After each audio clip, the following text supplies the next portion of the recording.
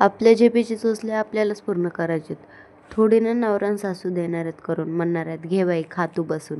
तसं तर होणार नाही, म्हणून घेतलं लगेच मटर पनीर बनवायला. इकडे कांदा, टमॅटो, खोबरं, लसूण, मिरची, अद्रक छान असं बारीक कापलं. त्यांना छान असं भाजून घेतलं. कांदा छान भाजण्यासाठी त्यामध्ये तेल टाकलं. काय करावं तर आपल्यालाच लागणार आहे. दुसऱ्यांना खायचं असेल किंवा आपल्याला खायचं असेल, आपले जे चोचले असो किंवा दुसऱ्याचे असो, करायचं तर आपल्यालाच आहे. बाईच्या जातीला तर 5वीलाच कामं पुजलेले आहेत वाटतं. माहेर असो किंवा सासूर असो, कामं तर कुठं बाईचं पिच्छा सोडतच नाहीत बघा. आणि हे बाळ त्यामध्ये अजून परेशान करायला, रात्रभर बाबड्यानं कधी कधी एवढं परेशान करतो ना, झोपूसुद्धा देत नाही. काय करावं ह्या बाबड्याचं काय समजतच नाही बाबा. काय करावं, बाळ तर माझंच आहे ना, परेशान केलं तरी मलाच बघावं लागणार आहे.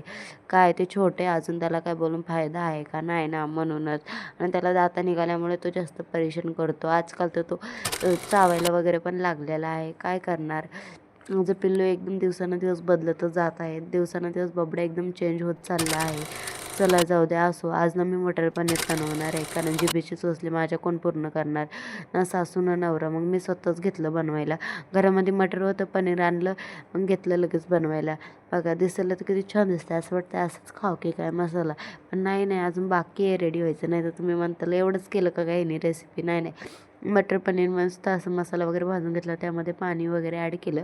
तुम्हाला जशी भाजी पाहिजे, पातळ घट, त्याप्रमाणे तुम्ही करू शकता. मला ना जास्त पातळ पण नाही आवडत, जास्त घट पण नाही आवडत, म्हणून मी सिंपल अशी करते. बघा भाजी आपली छान अशी रेडी झालेली आहे.